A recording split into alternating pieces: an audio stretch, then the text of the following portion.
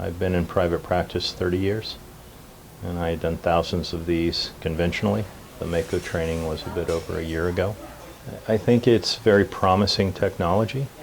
What I've seen in the MAKOs that I've done is that the system helps to place the prosthetic essentially perfect in terms of sizing and placement and alignment.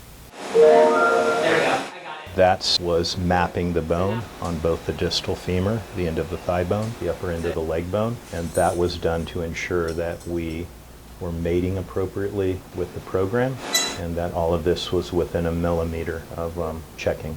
And we left it at 1 degree of posterior. I'm okay with that. All right, happy with this? Yep. All right, we're ready for the robot. I would put the MAKO saw within proximity to the joint, and then it was communicating with me and telling me that it was reading the arrays. Once that was done, then I could pull the trigger and cut the bone.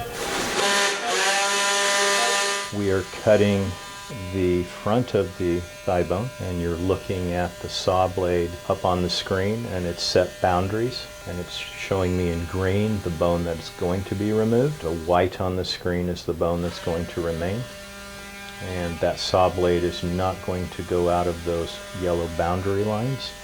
Should it do so, the blade will stop, and that's going to protect the soft tissues.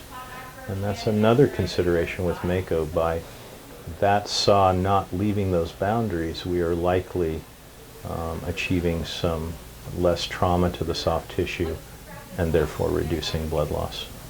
The robot is not operating on the patient. I'm still in full control of that saw.